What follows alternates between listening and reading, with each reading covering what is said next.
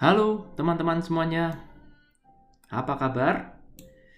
Mari kita lanjutkan materi kita. Dan karena pembahasan kita kali ini agak kompleks, jadi saya membuka langsung tiga lembar ya. Jadi tiga lembar, yang satu adalah yang di sini. Nah ini dia, ya yang satu yang di sini. Ini adalah gelombang dari gamma. Nanti kita akan bahas itu. Ntar ya gambarnya nih ya, 6 titik A, 6 titik B, ada gambarnya ya kan, supaya ini tidak di scroll terus ke atas dan ke bawah ya. Nanti kita akan belajar, dan juga saya akan buka satu lagi halaman, yaitu yang menjelaskan tentang bagan tubuhnya supaya bisa lebih dipahami gitu ya. Oke, mari kita siapkan siapkan pulpennya juga tanpa perlu berlama-lama lagi. Dan suara saya tidak bisa keras ya, tidak seperti kalau saya buat video ini di pagi hari. Pagi hari saya bisa sambil semangat gitu ya buatnya. Kalau ini suaranya agak-agak low ya, karena seperti yang Anda tahu di sini sudah jam setengah 10 malam, dan lokasi di rumah saya ini sangat tenang ya. Jadi bahkan suara tetangga pun sering terdengar kalau malam.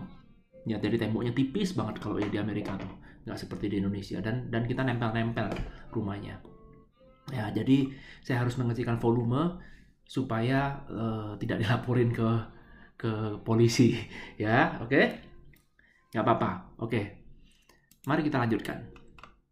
Ya, kemarin kita sudah sampai di sini. Ya, ini adalah gambar 5.12 ya, dan ini kita bisa melihat ini adalah comparison of the high beta and the gamma brainwave. Jadi ini adalah gambar, yang di atas ini adalah gambar high beta. Ya, high beta itu ketika kalau kita lagi di atasnya beta ya. Jadi kalau kita lagi stres, kalau kita lagi emosi, itu di atasnya beta.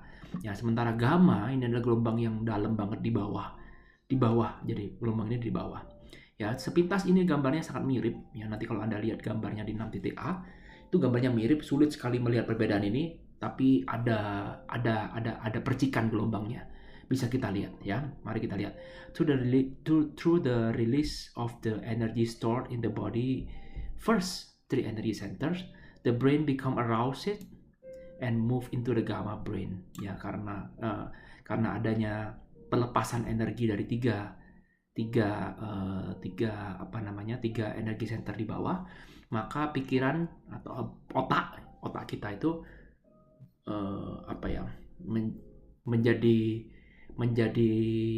menjadi terangsang aroused, menjadi ya merespon, dan kemudian memindahkan atau berpindah dari gelombang beta ke gelombang gamma. When this occurs, ketika ini terjadi, the brain may go into high beta brain wave on the way to the gamma range. Ketika ini terjadi, maka pikiran itu berubah dari high beta brain menuju ke gamma range. High beta brain wave are typically produced by arousal of the brain to the stimulation from our outer environment, which causes us to put our attention on the cause. Jadi kalau apa yang menjadi penyebab dari beta yang di atas ini, high beta brain, ya itu biasanya terjadi karena apa? Karena ada rangsangan atau karena merespon terhadap apa yang terjadi di luar. Jadi triggernya, pemicunya itu karena dia merespon dari apa yang terjadi di luar diri kita. Dan itu akan which causes us to put our attention, dan itu akan menyebabkan kita jadi fokus pada apa yang menyebabkan itu. Jadi fokus pada apa yang di luar. Jadi kalau kita lihat, semakin kita stres ya, semakin kita dalam depresi, emosi, kita akan menjadi semakin terlalu menaruh perhatian di luar. Yang di luar itu lebih real daripada yang di dalam. Oke, kita lanjut ya. Gamma brain wave are typically created by stimulation from our inner environment, which causes us to pay attention to whatever is going on in the inner world of our mind. Ini kebalikannya. Ya, ini kebalikannya. Kalau gamma itu, otak kita tuh mau masuk ke gamma, kenapa? Karena itu adalah hasil merespon dari mana? Dari our inner environment, dari lingkungan yang di dalam, bukan yang di luar. Karena itulah kalau ada memasuk gamma, maka mata harus ditutup. Nah, dapat ya, dicatat. Ya, jadi matanya harus ditutup supaya mengurangi indera. Karena kita mendeteksi yang di luar itu menggunakan indera kita. Ketika mata kita ditutup, maka kita mengurangi salah satu dari indera kita. Bisa dipahami ya? Nah, seperti biasa, sama seperti yang tadi, kalau high beta itu dipicu oleh satu hal yang di luar, kalau gamma dipicu oleh satu hal yang di dalam. Dan apapun pemicunya, maka kita akan memberikan atensi terhadap apa yang terjadi di dalam diri. Ya, jadi efek sampingnya dari terciptanya high beta maupun gamma, efek sampingnya sama, yaitu sekarang kita akan menaruh perhatian kita pada apa yang menyebabkan itu. Ya, ini yang karena gamma yang menyebabkan adalah inner world, maka ketika gamma itu terjadi, maka sekarang kita menaruh perhatiannya ke dalam pikiran kita.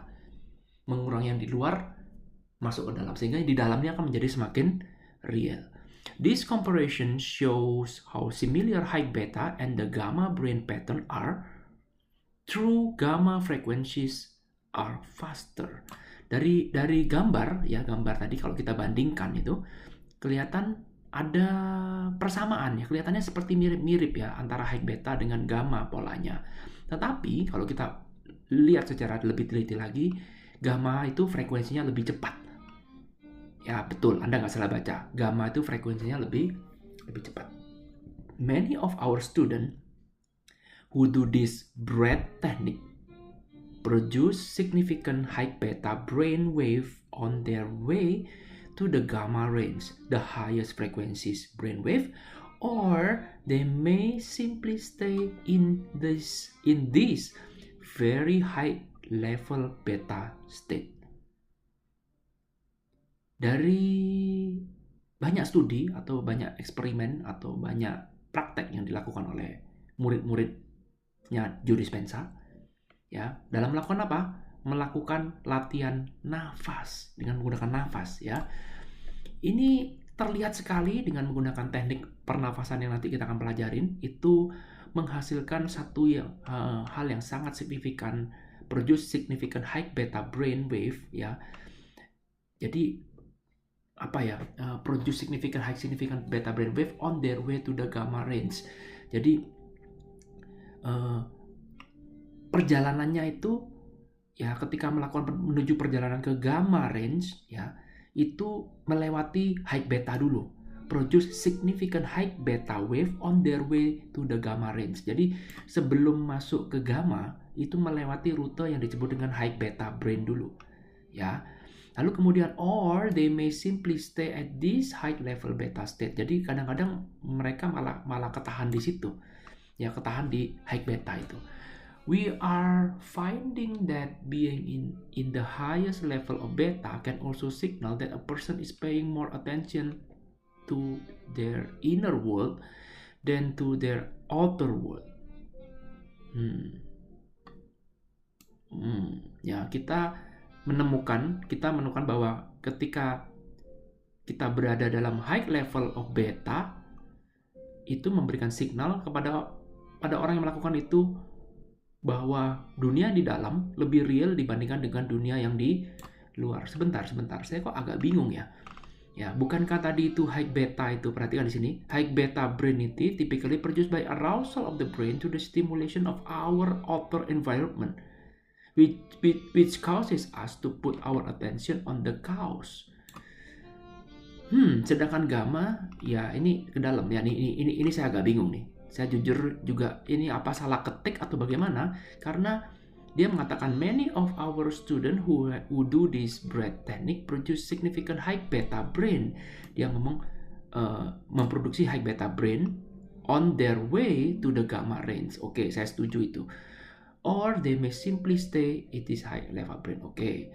Nah, dia mengatakan we are finding that being in the highest level of the beta can also signal the person is more attention to their inner world than to the outer world. Ya, ini seharusnya kan di high beta ini seharusnya dia lebih fokus pada outernya. Tapi menurut si ini kalimatnya dia mengatakan ada juga dia fokus ke high beta tapi bisa paying more attention to their inner world than their outer world. Ya, mungkin teman-teman mengerti kalimat ini, saya nggak paham. Jadi pemahaman saya adalah high beta itu lebih outer, gamma lebih inner. Tapi ini kok kebalik. Tapi nggak apa-apa, terusin aja ya. In addition to seeing more energy in the brain after this breathing technique, we have to also repeatedly observe more significant amount of brain coherence. Ya, jadi kalau kita ingin merasakan energi lebih, ya setelah kita melakukan teknik pernapasan ini, maka kita harus melakukan berulang-ulang, ya repeatedly observe, ya kita mengobservasi berulang kali. Ya, repeat. We have also repeatedly observe more significant amount of the brain coherence. Kita harus mengobserve ke arah brain supaya jadi coherence, gitu ya. Terusin aja. Take a look at the graphic 6A and 6B in the color insert. Ya, ini dia nih, 6A and 6B. Kalau kita lihat di sini, ini adalah 6A, ya gambarnya 6A, ya sama, dan 6B. Ya, 6B hampir sama kurang lebih, cuman mungkin orang yang berbeda. Ya, perhatikan di sini 6B, ya perhatikan gambarnya hampir sama, mungkin ini adalah orang yang berbeda, tapi mempunyai hasil yang sama. Oke, kita lihat. You can see two students have done the breath successfully. Anda bisa melihat dua orang murid bisa setelah melakukan latihan pernapasan dengan sukses. Ya, jadi 6A ini murid 1, 6B murid 2. They have very high frequency beta brainwave that transition to the gamma brainwave. Ya, jadi mereka sudah melalui very high frequency beta brain dan kemudian berubah menjadi gamma brain. Ya, berubah menjadi gamma. Notice the high amplitude of their brain wave in gamma. The higher the amplitude, the higher the energy in the brain. The student demonstrate 160, 260 standard deviation above typical gamma brain waves. To give you a reference, 3 standard deviations above the normal is usually considered high. In the graphic 6A4, you can also witness much more brain coherence after the breath. The red pattern in the brain show extremely high amount of the brain coherence in the measure of the brain wave. Oke, dia sebutkan ada 6A, ya kita pakai 6A aja di sini. Ya, jadi maksudnya adalah seperti ini. Kalau Anda lihat di sini, ini adalah hasil alat menggunakan EEG. Jadi apa yang Anda lihat ini adalah gambar gelombang otak manusia. Seperti ini kalau kepala kita ditempelin alat untuk mendeteksi gelombang otak kita. Ya, dan ini ketika dia sudah melalui melalui dari high beta di sini, ya, lalu kemudian sekarang dia masuk dalam kondisi gamma. Perhatikan di sini ada perbedaan, ya, garis yang biru ini perbedaannya ada sedikit letupan di sini nih, ya, ini ada letupan di sini, gambar yang biru ini ada letupan segini, ya, dan letupan ini sulit sekali dilihat oleh mata, ya, kecuali Anda udah expert ya. Jadi bisa melihat, ini mulai ada nih.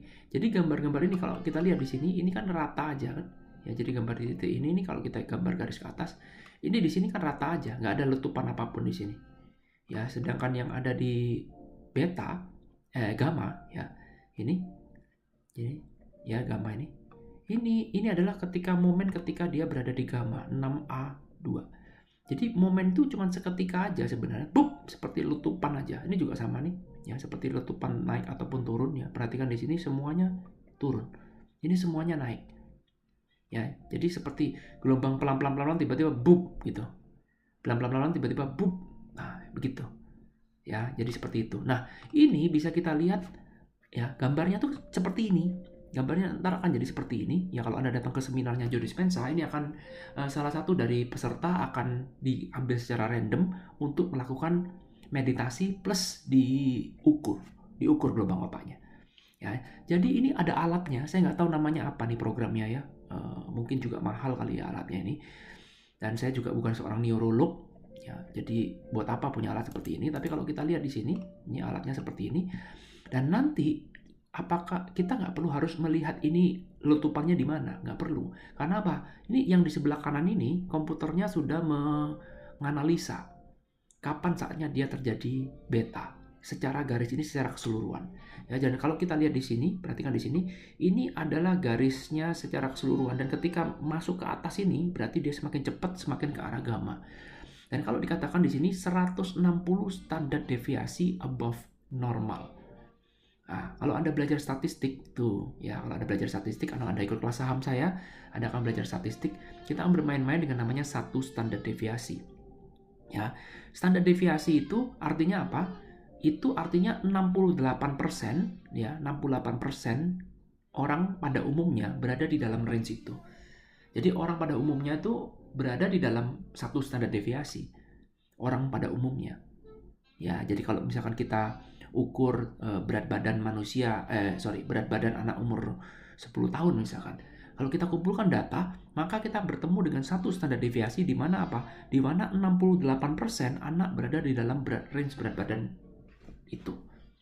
Ya, jadi kalau misalkan range-nya itu sekitar misalkan 40 sampai 60 kilo, maka 40 sampai 60 kilo itu disebut sebagai satu standar deviasi. Artinya apa? Kalau kita main tebak-tebakan berapa berat anak umur 10 tahun, maka kita bisa masukkan nebak 40 sampai 60 kilo, maka tebakan kita akan punya kebenaran 68%, punya keakuratan 68%.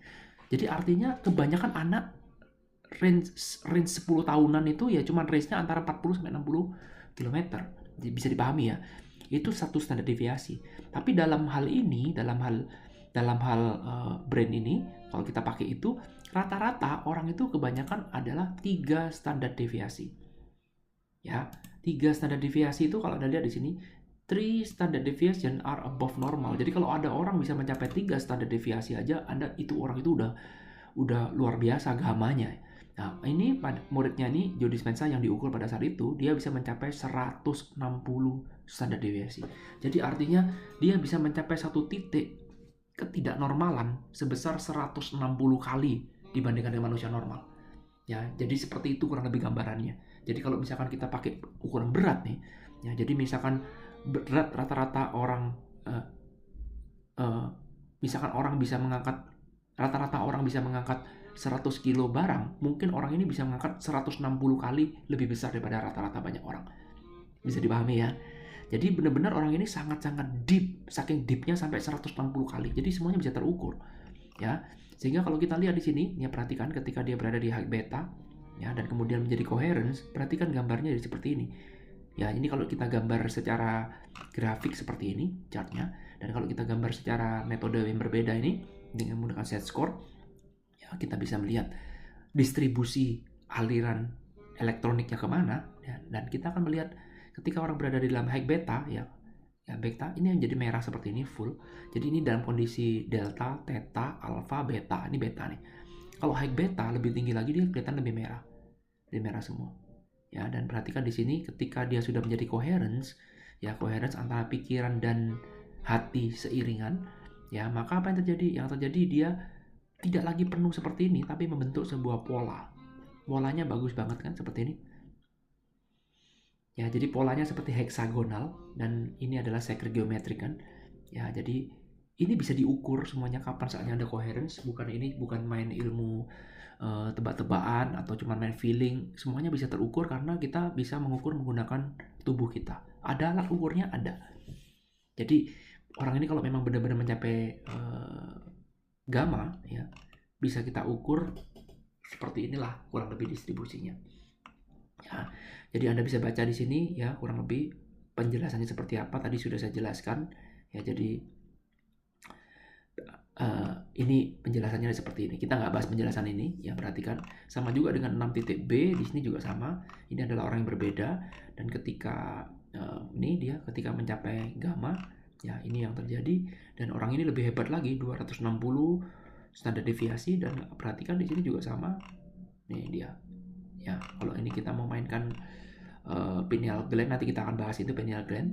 Ya, kalau kita lihat menggunakan alat, ya, jadi kita bisa melihat ini di sini ada banyak aktivitas yang merah ini.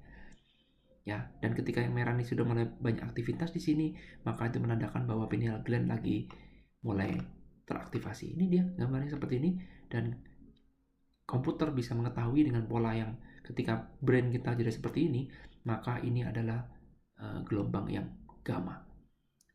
Wow. Ya, jadi ini bukan ilmu tebak-tebakan. Apa yang saya ajarkan itu bukan ilmu tebak-tebakan. Ini ada ilmu yang ada scientific research-nya. Alatnya apa saya nggak tahu ya. Nanti kalau memang kita udah benar-benar serius di bidang ini, mungkin saya akan beli alatnya juga. Ya, jadi kita bisa sama-sama praktek untuk bisa kebaikan kita. Oke, lanjut. Ya, bisa dipahami ya.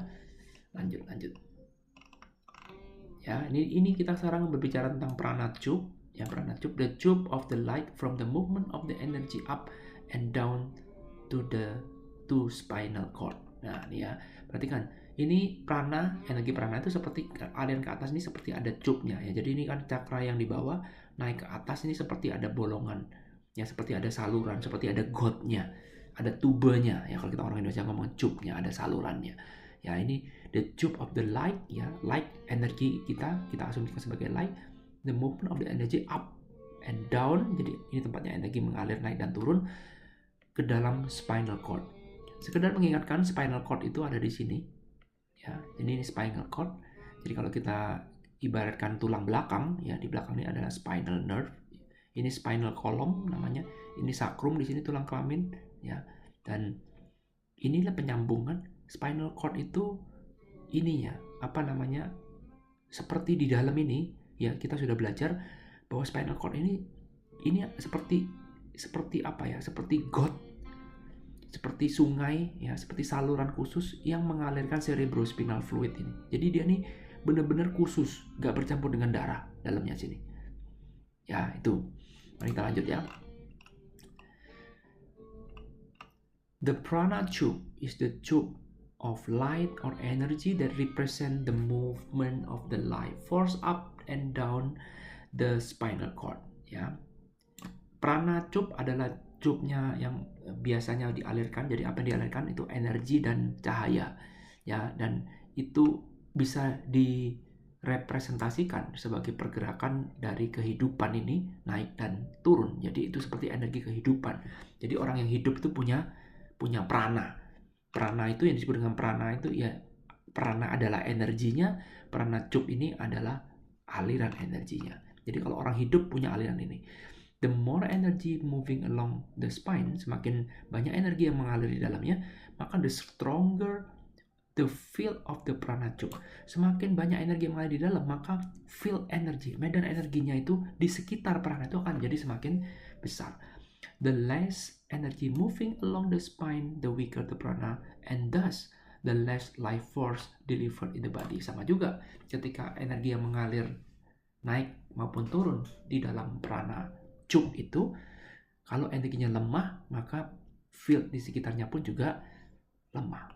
Ya, as you do this powerful breathing technique, you are drawing the energy that been stored in those lower three centers.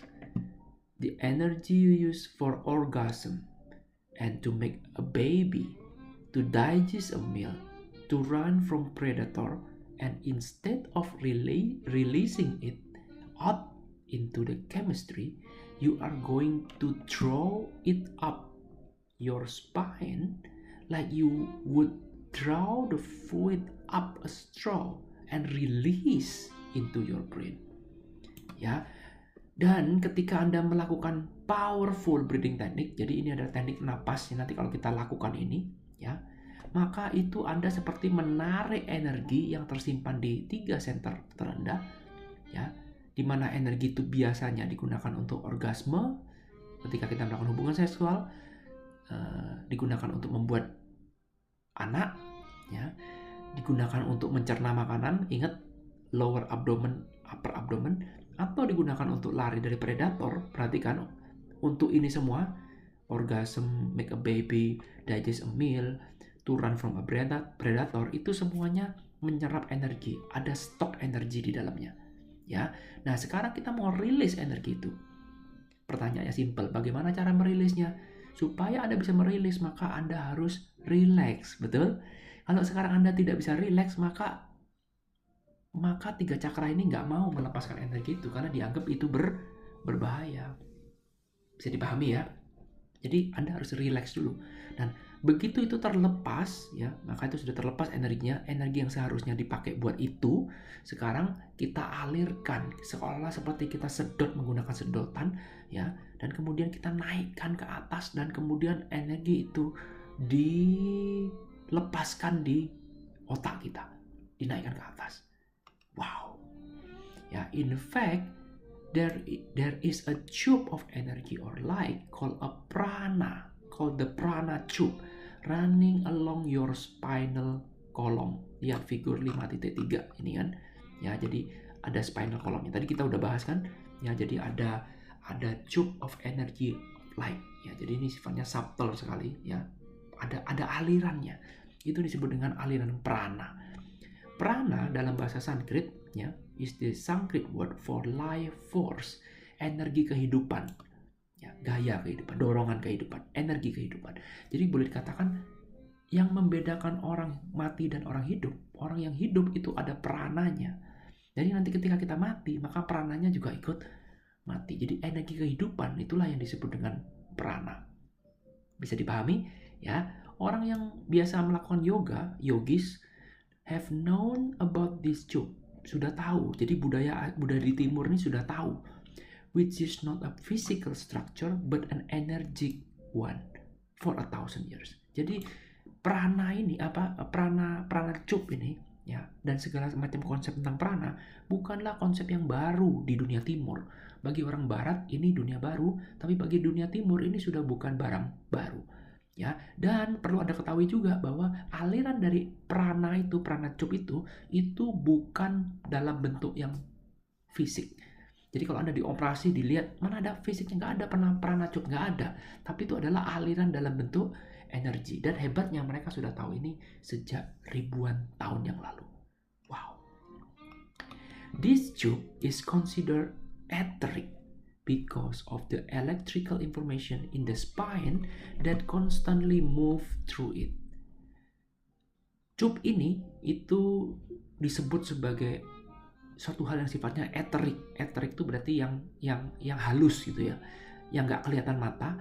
Kenapa? Karena di dalamnya itu ada electrical informasi tentang kelistrikan in the spine that constantly move through it. Ya, ada informasi kelistrikan di tulang belakang kita yang di mana setiap hari rute ini dilalui terus. Ya, tiap hari melalui tube ini.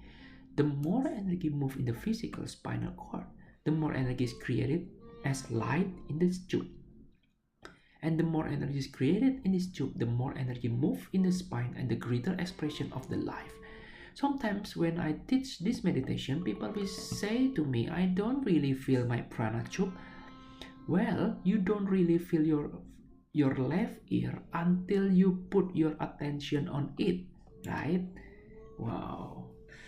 So when I ask you to contract your muscle and pull that energy up, you will be pulling it through the spine and creating more powerful prana tube along your spinal cord. Wow. Ya. Jadi semakin banyak energi yang mengalir melalui spinal cord ini, ya, maka ini akan menciptakan energi yang besar, menciptakan field yang besar. Karena itu makin energi makin besar, maka ekspresi kita pun juga akan menjadi semakin besar, kelihatan dari ekspresi hidup kita, ya. The greater expression of the life, ya. Kadang-kadang ketika saya mengajarkan teknik meditasi ini, ada orang yang bertanya, saya nggak bisa merasakan tuh mana prana tube saya di mana. Lalu kemudian jawaban dari Joe Dispenza adalah, well, kamu tidak akan pernah tahu kalau kamu punya telinga kiri, ya, nggak akan menyadari kalau kamu tuh punya telinga kiri sampai kamu menaruh perhatian ke sana. Betul? Ya, coba sekarang Anda apakah sadar kalau Anda nih punya telinga kiri? Oh, apa benar telinga kirinya ada? Ayo dicek dulu. Ya, dan ketika kita nggak naruh atensi ke dalamnya, ya, maka kita nggak akan merasakan kalau kita punya telinga kiri.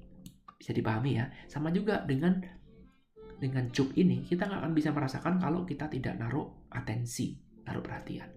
Karena itulah ketika nanti kita sudah mengkontraksi otot kita dan kemudian menarik energi itu naik ke atas, maka kita akan menarik itu melalui spine, melalui tulang belakang kita.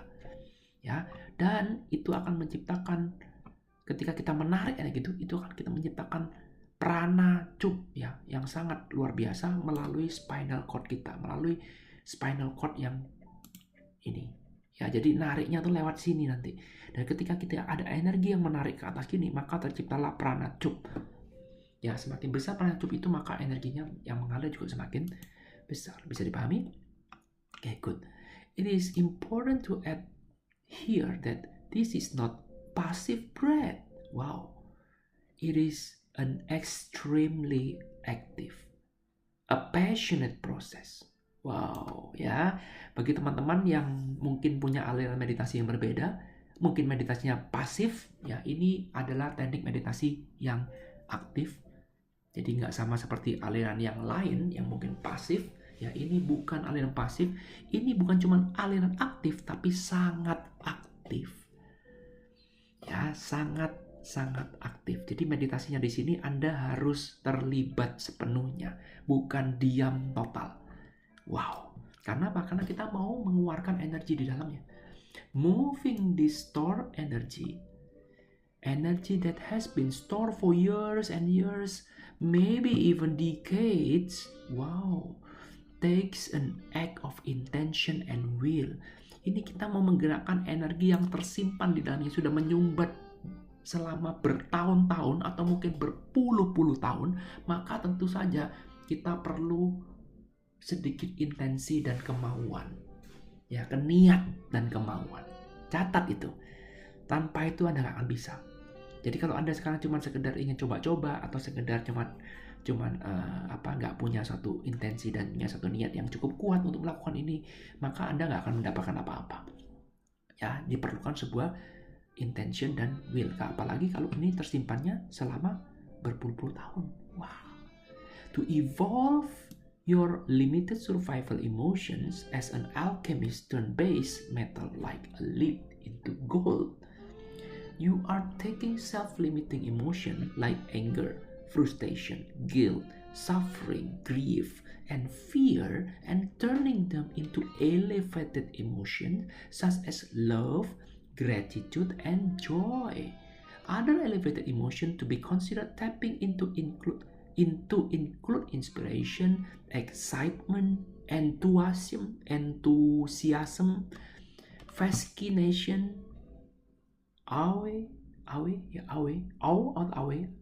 wonder, appreciation, kindness, abundance, compassion, empowerment, nobility, honor, invisibility, uncompromising will, strength, and freedom, not to mention divinity itself, being moved by the spirit, trusting the unknown, or in the mystic of the healer within you.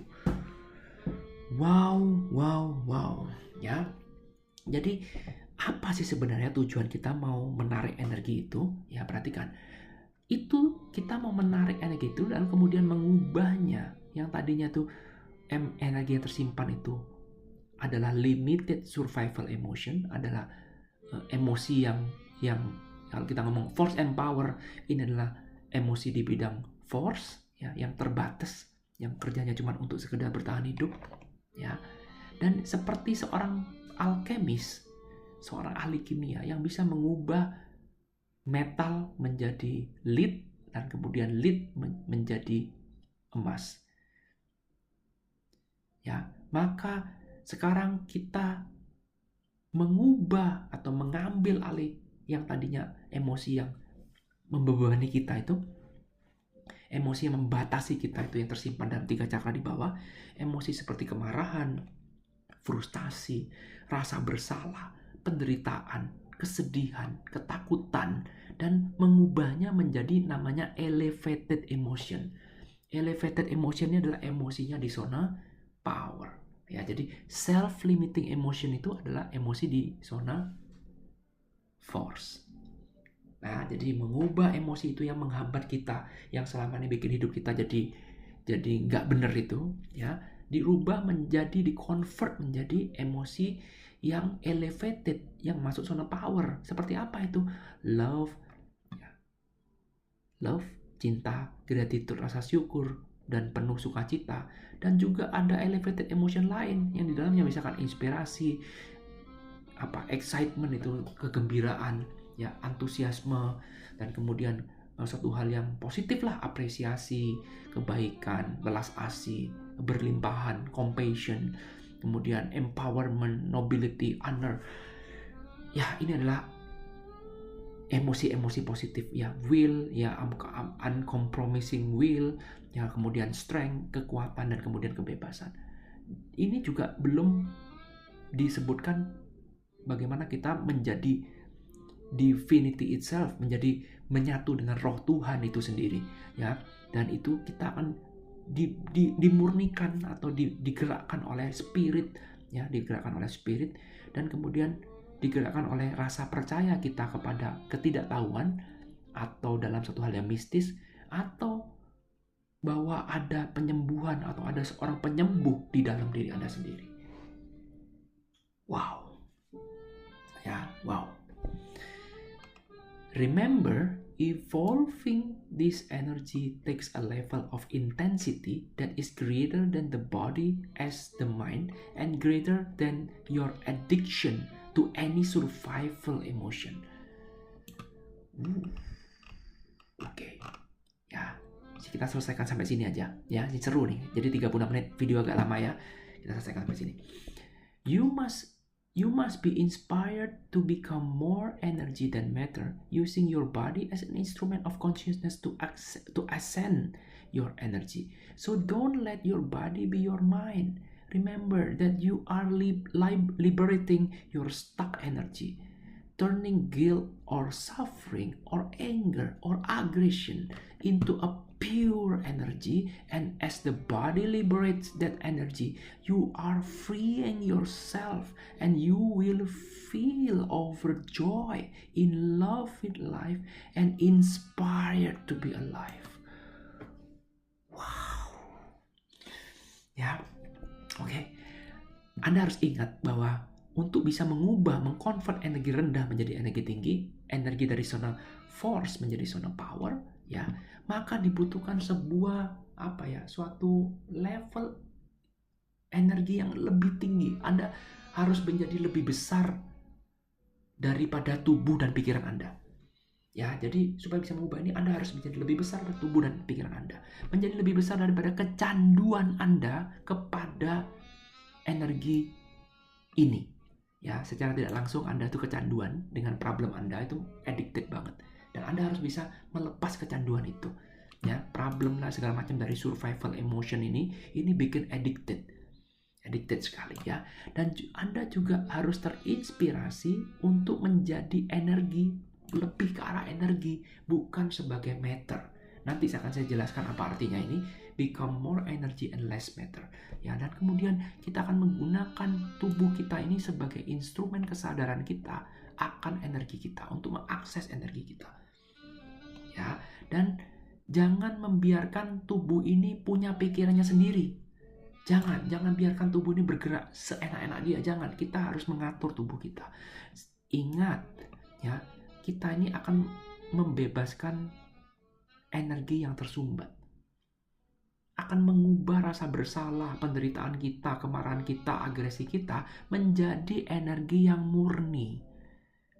Dan ketika tubuh ini membebaskan energi itu, Anda pun akan terbebas dari diri Anda.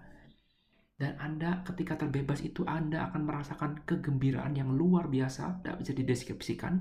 Dan Anda akan sangat mencintai hidup ini, in love with life, ada trust dalam hidup ini, tidak berburuk sangka dengan hidup ini. Bahwa Anda sekarang merasa tidak ada kekurangan dan inspired to be alive. Dan Anda akan merasa terinspirasi dalam hidup ini. Anda akan merasa betapa bersyukurnya saya bisa hidup di kehidupan ini. Itu adalah efek samping ketika Anda bisa mengubah energi negatif menjadi energi positif. Wow, ini luar biasa sekali, ya. And as you pull this energy up the spine in this meditation, you will follow your breath all the way to the top of your head. And when it gets there, I want you to hold your breath while you keep squeezing those muscles in your perineum and your abdomen. When you do that, you increase the pressure inside your spinal cord and spinal column. That pressure called intrathecal pressure is inside closed system. It is the same pressure you exert when you take a breath and lift something heavy. You pushing again your inside. But in this breath, you will be very specifically directing all that pressure, all that energy, and all that spinal fluid up your spine into your brain. Wow. Ini penjelasannya sangat-sangat detail ya. Jadi untuk lebih baiknya kita sisakan aja satu alinea terakhir ini ya. Ya karena ini sangat-sangat detail di sini. Nanti saya kalau buru-buru Anda nggak kedapetan informasi ya di balik tulisan ini. Jadi di balik paragraf ini ada berbagai macam informasi yang harus saya jelaskan, dan video ini sudah 40 menit. Jadi ada baiknya kita stop dulu sampai di sini. Nanti selanjutnya kita akan berbicara panjang lebar lagi tentang ini. Nih perhatikan, masih seru gambarnya. Ini sudah banyak istilah teknis-teknisnya. Oke. Ya, jadi saya harap konsepnya teman-teman sudah mulai mengerti ya, dan jadi semakin paham apa goalnya, apa tujuannya, dicatat, dan biarkan ini menjadi seperti puzzle. Ya, nanti kita akan merangkai puzzle ini di akhir video ini. Oke, terima kasih teman-teman sudah menonton video ini sampai habis. Sampai bertemu di video selanjutnya. Thank you. I love you all. Bye.